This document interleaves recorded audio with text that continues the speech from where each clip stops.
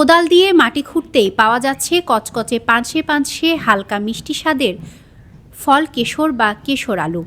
অঞ্চলভেদে আঞ্চলিক বহু নাম থাকলেও কেশর, স্বাদ আলু, কিশোর আলু, কেশর আলু নামেই বেশি পরিচিত। এই কেশর চাষ করে লাভবান হচ্ছেন বগুড়া সারিয়াকান্দির অনেক কৃষক। এই ফল চাষে প্রতি বিঘা জমিতে আয় হচ্ছে লাখ টাকার বেশি। কেশর চাষ করতে সাধারণত খুবই কম খরচ হয় এবং রোপণের পর পরিচর্যাও কম করতে হয়।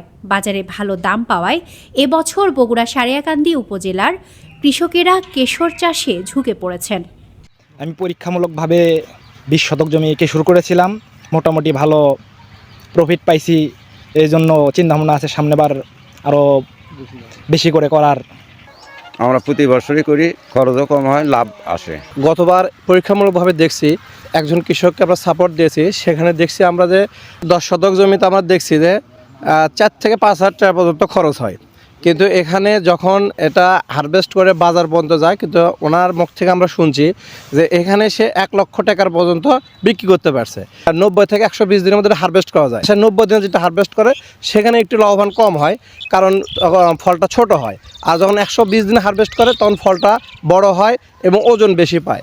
এই জন্য আমরা কৃষকদেরকে বলি আপনারা একটু 120 দিন পরে হারভেস্ট করবেন, তাহলে লাভবানটা বেশি হবে। মৌসুমের প্রথম দিকে কেশর বিক্রি করে ভালো দাম পেয়েছেন অনেকে, তবে কয়েকদিনের অতিরিক্ত শীতে দাম কিছুটা কমেছে। 20 শতক আবাদ করছি, ভালো ফলন হয়েছে, মোটামুটি খারাপ হয়নি, খুব ভালো হয়েছে। যে আবার জন্য আর কি দামটা কমে গেছে।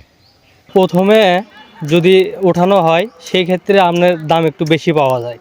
মাঝামাঝি সময়ে তুলতেছি তো একটু বাজার খারাপ, আর এখন একটু সবাই তুলছে তো একটু মানে মাঝামাঝি সময় একটু দাম কম, আর তার মধ্যে একটু শীত বেশি, এই জন্য আর কি। এবছর কেশর চাষের লক্ষ্যমাত্রা ধরা হয়েছিল 6 হেক্টর, কিন্তু লক্ষ্যমাত্রা পেরিয়ে 7 হেক্টর জমিতে কেশর আলুর আবাদ হয়েছে।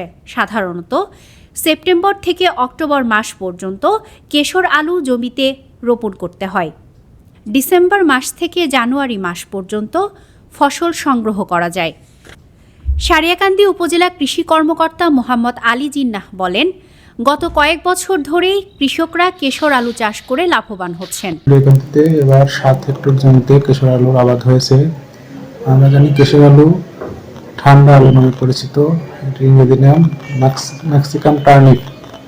এটাতে প্রচুর পরিমাণ শর্করা, ক্যালসিয়াম ও ফসফরাস রয়েছে। এটা যেহেতু মাটির নিচে হয়, এর খরচ আমরা জানি উৎপাদন খরচ খুবই কম এবং এতে প্রচুর পরিমাণ নিউট্রিয়েন্টস রয়েছে, যার ফলে মানুষের হজম শক্তি বৃদ্ধি করে, মানুষের উচ্চ রক্তচাপ কমায় এবং প্রচুর এনার্জি পাওয়া যায় এই কেশর আলু থেকে।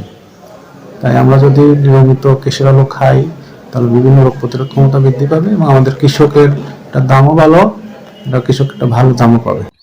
কেশর ভিটামিন সি, আঁশ, শর্করা, ক্যালসিয়াম ও ফসফরাস সমৃদ্ধ হওয়ায় কেশর রোগ প্রতিরোধ ক্ষমতা বাড়ায়, হজম শক্তি উন্নত করে। এতে থাকা অ্যান্টি ক্যান্সার উপাদান ক্যান্সারের ঝুঁকি কমাতে পারে। দৈনিক করতোয়া, সারিয়াকান্দি, বগুড়া।